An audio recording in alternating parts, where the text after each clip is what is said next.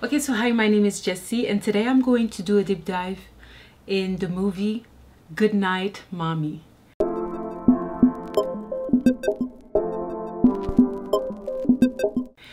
So first, let me start by saying this. There's two versions of this movie. I remember seeing the first version, which was shot in Europe, in, I can't remember the country exactly, Austrian?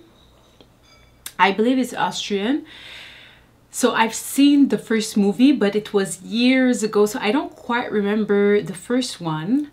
And then I saw the publicity for this one, the one in 2022, which was made in the US. And I was like, oh my God, I need to watch it again. Anyway, from what I remember the first one being more scarier. Well, I feel there are some differences between the two movies, but I can't quite, I would have to rewatch the original version. So let's do this. So I'm just going to start with a quick introduction and explain what the movie is about, the main theme of the movie. So I'm just going to show you some stills. I do have also the dialogues. Oh.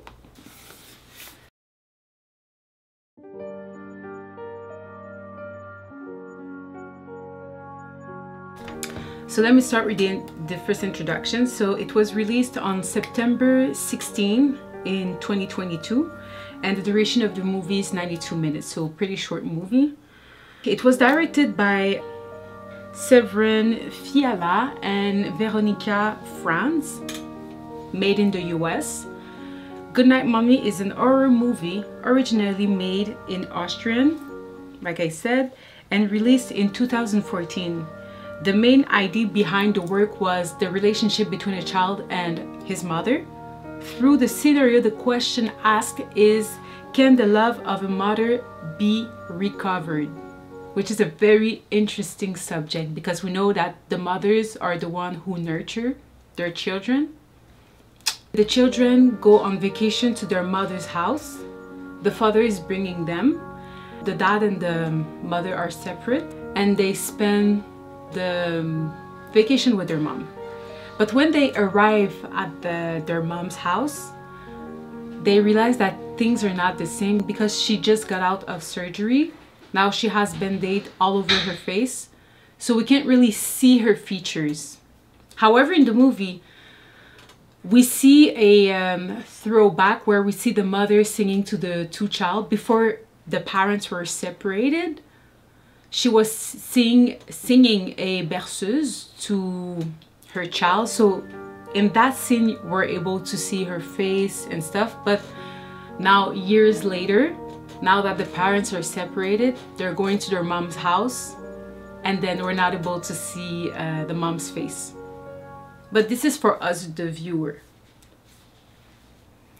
Okay, so when they arrive at their mom's house, the father, I don't think the father came in. He just dropped them and left.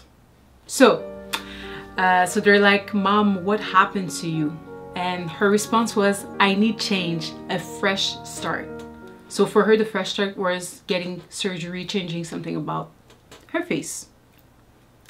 Then, so the boys go upstairs, they arrange their stuff in their room, and then she comes into the room and she says, okay, I'm going to need you to help me with few little house rules, just while mommy is healing.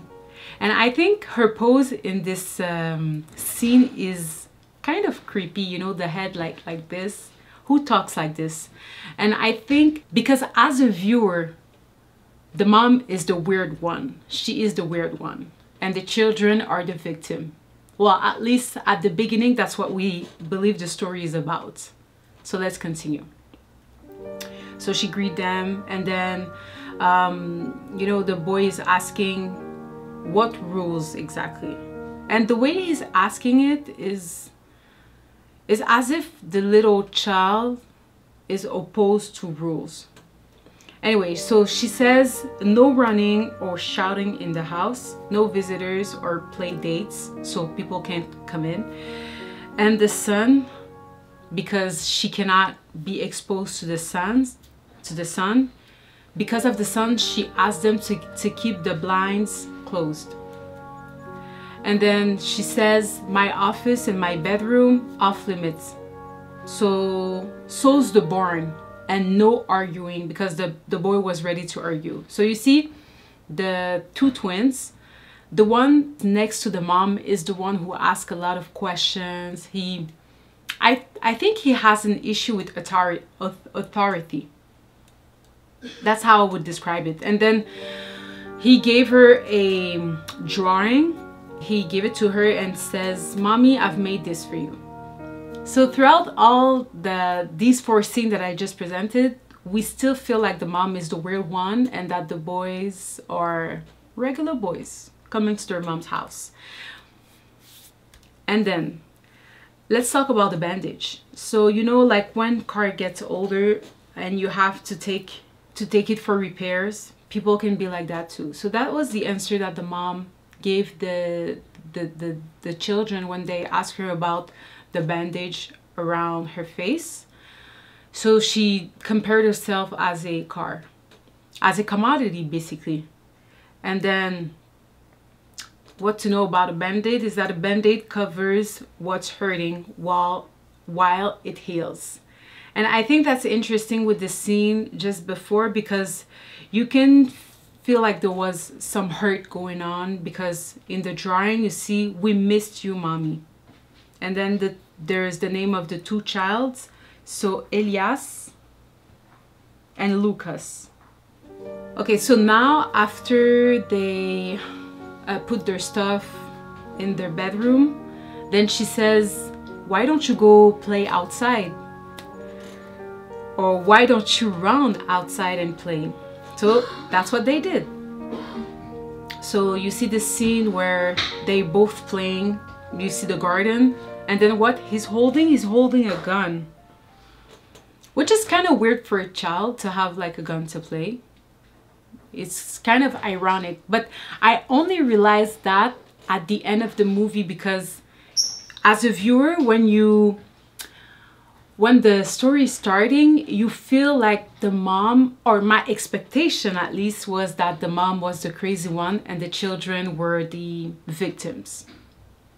Okay, so then the next scene. So after that, they're in front of the barn. Lucas, the one on the left, says to Elias, he says to his brother, Mom said not to. And remember that Elias is the one who argue the rules, who doesn't really like conform to authority. He's the one who asks a lot of questions. But yeah, so he's in front of the barn, and from the scene you already know he's gonna get in. Okay, and the mom said that the barn was off limit, which was one of the rules that she gave the childs. Also, when he got inside, we saw like a scene, what seems like blood, or like it looked like a space where the mom was grieving. And then he comes out, and then the mom caught them, and he says, but Mom, it's not my fault. Keep that in mind. So he says to his mom, it's not my fault. So what she replies, she says, it's never your fault. I gave you specific instructions. And then she just walked out, and from now on, stay inside. That's what she says to the boy. And she was pretty upset when she realized that he was at the barn when she said not to. This scene, what I think is interesting is, first of all, the shot is really interesting. I like the shot, the sky shot. This is totally my type of photography or image capture. And also the satin, I like this aspect of fashion that was added to the story. You know, the satin, the lingerie, and you know, the details on the back, and with the band-aid all over, which really looks like, it reminds me of this New York or Hollywood type of, it's really American, US American, yeah. Okay, so then Lucas, okay, the one that is, who is plus sage. How can I say sage in English? Anyway, so he kneels to his brother and says, "You didn't do anything wrong." And keep in mind, in that scene, the mother was so upset, she grabbed the little boy by his arm while she was saying, "I told you not to go." And you know, Luca, what he had to say was, "You didn't do anything wrong." So I think it's really interesting with what the mother just said. It's never your fault. And then Luca is once again saying it's not your fault. When I saw that scene, I was like, oh my God, this brother really loves, Luca really loves his brother. But at the same time, I was like, yeah, but she told you not to go. Anyway. So this brings me to the theme of disobedience. And one thing to know is that accountability is key since we have free will. And allowing free will was a proof of love, but limits too are a proof of love. I once believed that when you love someone, you let them do whatever that makes them happy. But then getting older made me realize that when you love someone, you preserve them and you put limits so they don't hurt themselves, because the goal of, I'll take God for example. When he gives us the commandments, all the commandments that God gave us is not to bring sorrow, and it's the contrary, it's to free us from sorrow, which, you know, it's kind of impossible on earth to completely have no pain and stuff because we're imperfect. But when God gave the commandments, it was to protect us. Just like the tree, when he told Eve not to go to the tree, it was to protect them from death.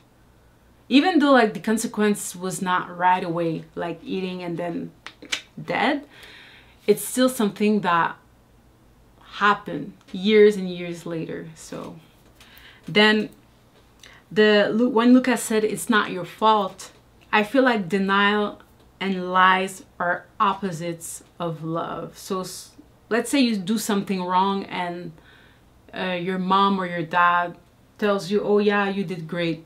They don't love you, which would be really rare for parents to encourage their kids to off themselves. But let's take an example with friends. If you do something that is not to your advantage and your friend is like, yeah, go, go, go. Like for example, you're about to marry someone who's completely toxic for you, and then your friends around are like, yeah, do it, do it. Well, best believe they're not your friends and they don't love you, because when God says no, it's always to protect you from being hurt, and to also preserve you for the best to come. Okay, so let's continue. The night came. So Elias, the night came, he grabs his phone, and on this scene was a throwback when his mom and his dad were together. She's kneeling by the bed. She's singing a song, a berceuse, so they can go to sleep, to Luca and Elias. And the song goes like this: you are my sunshine, my morning sunshine, you make me happy, dun, dun, dun, dun. So he's just remembering these memories. And remember, in the drawing, it was written, I missed you. So as a viewer, I was like, okay, maybe it's been a while that they haven't seen each other. Definitely something happened, but yeah. So this is what he does before he goes to sleep. She hears the phone and she's like, who gave you this phone? And she was so upset when she came into the room. Elias tried to hide the phone, but then she found it and she took it and she just destroyed the phone.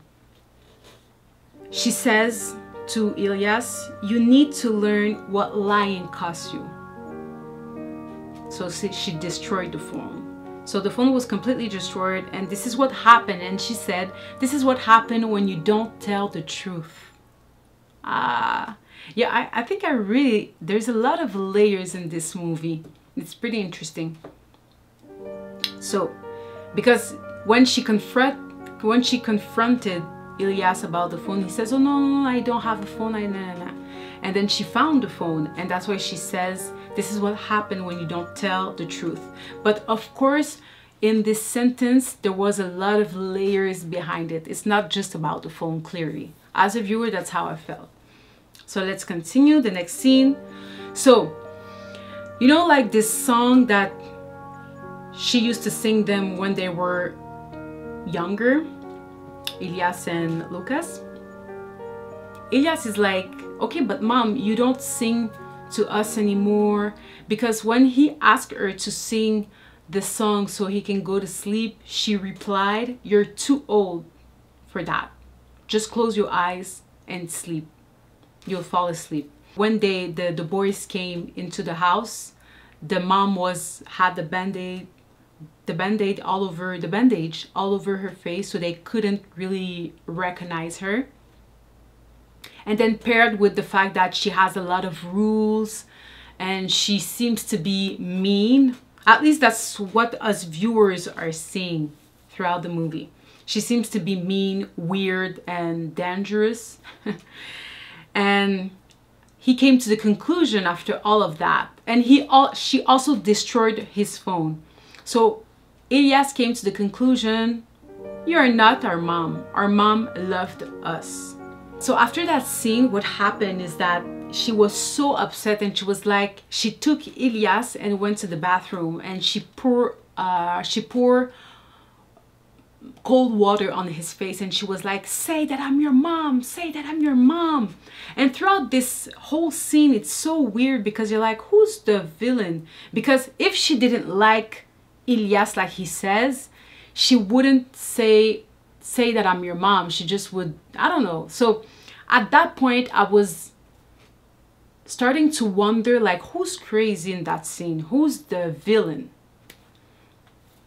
Okay, so let's continue. And also what I've noticed through this scene, at that point of the movie, I've realized that the mother was only speaking to Elias, never Lucas, which was to me weird, but I was like, okay, maybe Elias is the more dominant one. Anyway, so let's continue. And then after the bad scene, when she says, say that I'm your mom, okay, so she's upset, and she goes back to her room, and then we see the scene. So it's like she's removing the skin. She's removing the skin from her feet, and as a viewer, I was like, okay, she's definitely a beast, and she has covered herself with skin. That's really the conclusion that I came with. And that reminded me also with the reptilians. You know, like I don't know if you're on the internet culture, you know about this topic, the reptilians, or the shapeshifter, or the Martians, or whatever names we give them, but the ones who looks human but are not. So that's what I believe. I was like, okay, yeah, she's the villain, and she's not really their mom. She did a surgery, but it's not her. She's weird, okay? And also one of the reasons why Elias was like, she's not her mom, is because also her behavior changed. Because he spied on her and saw that she was smoking while she actually hates smoking. She was dancing to weird music. She was just weird and isolated too. So then, of course, so Elias has this conclusion that this is not my mom. And he actually escaped from the house, but then came back because he wasn't sure. He confronted his mom and attached her to the bed because he thinks she's dangerous and she's just a stranger. But we clearly see her face now because she removed the bandage. Because what happened is that Elias and Lucas ran away from the home. They wanted to get back to their fathers. However, Elias didn't have his phone anymore because she destroyed it. So while they were running, they found this house, abandoned house. They came in, they slept in the house, but the police found them. And I believe it's because the mom called the police when she realized the boys weren't there. And they did that during the night, at night. So the police was looking for them, they found them, and then Elias was explaining that she's not their mom, she's weird, she's this and that. And then the police are like, okay, yeah, we understand. And then what they do, they bring him back to the house, to his mom's house. After the night passed, and when they were brought back to the house, she didn't have a band-aid on, so we could clearly see her mom's face. Because she said, and the reason why she removed the band-aid was because she wanted for the police to be able to identify them. Identify her. So they don't think... Anyway, so it's just easier also. So, but anyway, but he still didn't believe she was their mom. So he attached her in the bed, and he confronted her mom and says, moms put band-aids on cuts, play games with their kids, sing their boys to sleep at night. And all these things Elias says was because her mom didn't do that while they were staying with her. She was distant, she didn't play games, she didn't want to sing to them, she was really isolated, you know. So then the police comes and they're like, do you know where your mom is? While she's in the bed, in hostage, in her own room. Of course, Elias denies.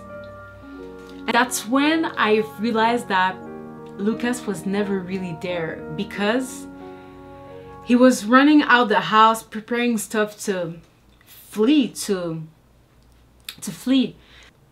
Lucas is talking to Elias by saying, oh, I don't think she's her mom, she's not her mom. And her mom said also, yes, it's me. And then one of the arguments to really conclude they're not, whether she's the mom or not, was the eyes, because she has blue eyes but wears brown contacts. He was seeing a photo and it was like, oh yeah, in this photo you have blue eyes, brown contacts, but in real life you have blue eyes. And she was like, yeah, of course, because I wear contacts. If you go to my bag, you'll see that I do have my contacts. So he's like, okay, Elias is like, okay, Luca, go check in the bag whether you see the contacts or not. That will be the proof, the final proof. Because even though Elias was like, it is not her mom, he was still doubting. Anyway, so Luca go check in the bag, and says, oh, the contacts are not there. And then Elias is like, are you sure? And then Luca replied, are you doubting me? Okay, the police comes, there's like, where's your mom? And then he's like, I can't remember exactly what he said. Oh yeah, he said she left to do something out of town, something like that, and she's gonna come back later. You see the reflection of Luca, because even the police were only speaking to Elias, and then Luca was like, in that scene, is like a shadow. And that's really when I was like, okay, Luca does not exist. And this is when also I was like, okay, maybe the mom is not the crazy one. Maybe she's not, maybe the children are not the victims. Which was interesting. I like how the story was made. Okay, so then what happens? So he was like, you're such a bad liar. Which also goes back to when he disobeyed, and you know, when you disobey and then you get confronted by your parents, and then you're like, oh no, I didn't do it, but your parents knows that you did. And then anyway, so he's really a bad liar, and he takes no accountability. He released the mom, the police left, and then she decided to go in the barn with him so she can reveal him something, reveal to Elias something. They go back to the barn. You know when Elias got into the barn without permission and saw this thing, the hole, and something that looks like a space where someone is grieving. They go there and the mom is like, okay, it's time for you to face it. It's time for me, I have to tell you the truth. And anyway, they go back to this hole. She's like, look at it. She says, you know what it is? I need you to say it. Look at it. No more pretending. Which is pretty interesting because the first scene was her getting surgery and, you know, like she has a band-aid. She's like hiding. She's healing at the same time. And then, I don't know. And then it shifts to the child being the one who's denying an incident. Or pretending, I don't know. Yeah, so she's like, no more pretending. What we realize is that what happened in this barn, let me go back to the barn in the beginning. Okay, so this barn. So this is the place, okay, where Elias accidentally killed his brother. They were playing with a gun, children playing with guns, which is kind of weird, I'm not gonna lie. This is when I realized, oh yeah, that scene, now I get it. Okay, so to go back to the barn, so this space, what happened is that in the years earlier, they were playing out, okay, outside. So all these images with Luca are like souvenir throwbacks. So they were playing, even though she said not to go or not to play, something like that. So they were playing and then accidentally he shot Luca in the head. This is where the hole is coming from, and then there's blood all around. We can't really quite see it, but it's humid. There's humidity in the blood, and you know, this is wood. After this realization, because she says no more pretending, she can't do it anymore. She can't. She's like, you have to face it. So what happened, it was like he was still in denial, and she says that line between reality and fantasy is vanished. I really love that line, honestly. The line between reality and fantasy is vanished. What happens is that he couldn't take the truth. Elias couldn't take the truth when his mom revealed to him the truth. So what he did is like he pushed her. He pushed her because in the barn there were like two stairs, two floors. The floor above was where we had the grieving area with the hole. They were on top, and because he couldn't hold the truth and was not ready to hear it, he reacted in a way where he just pushed his mom, and she felt.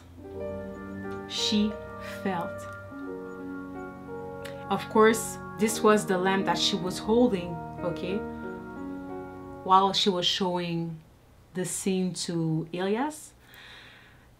It of course fell off the ground, and you know, the barn is made of wood, and there's a lot of items that are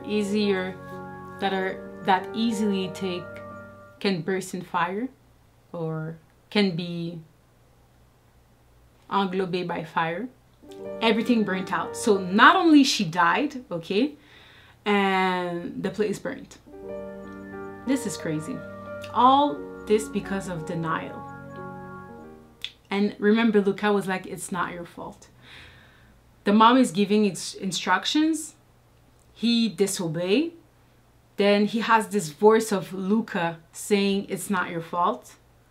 And then when she tries to really like show him the reality instead of the fantasy like he has been living, he can't take it. So he does something worse. He kills his mom. So this is real, no more pretending. So this is the new reality.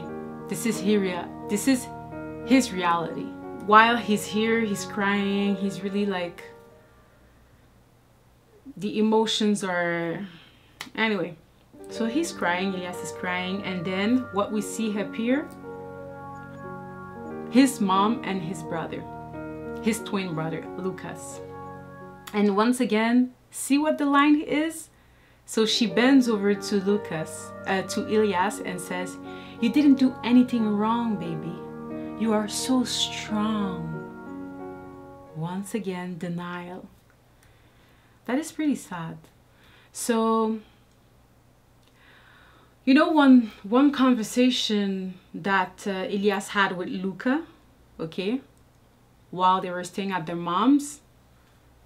I think it was the scene when he was on his phone or something like that, when she declined singing him a song and said that you're too old for this. And then Luca says, she's our mom. She has to like us. It's her job. That line really touched me. She's our mom. She has to like us. It's her job. And that reminds me of a verse that says, "My mom and my dad gave up on me, but God doesn't. So it's a verse like this. I'm just paraphrasing. So, because anyway, so moms raise, feed, stay up at night to sing her children to sleep, make children happy. But love is also acceptance. No more pretending, accountability. Only then forgiveness is possible." I really like the theme of this movie. Although it was presented as a thriller or horror movie, can the love of a mom vanish for their children?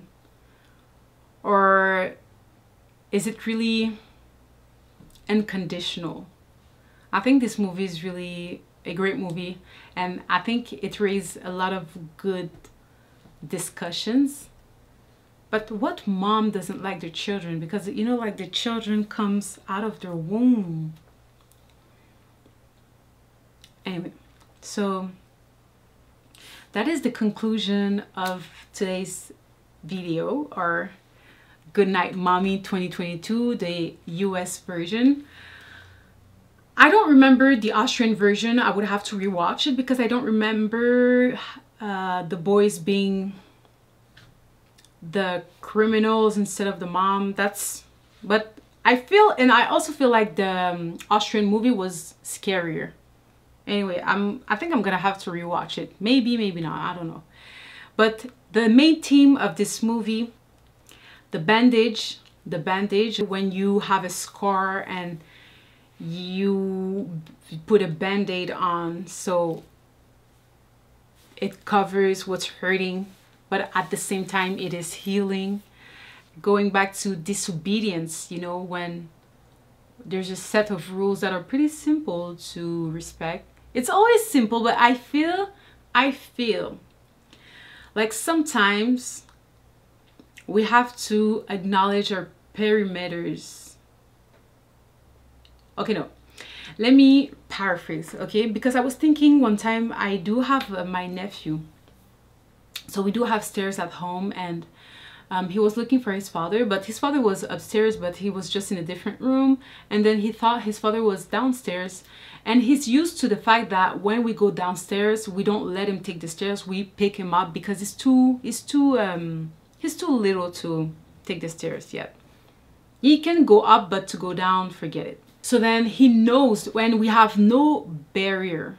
Keep that in mind. We have no barrier, no clôture, no anything, no sign. But he knew.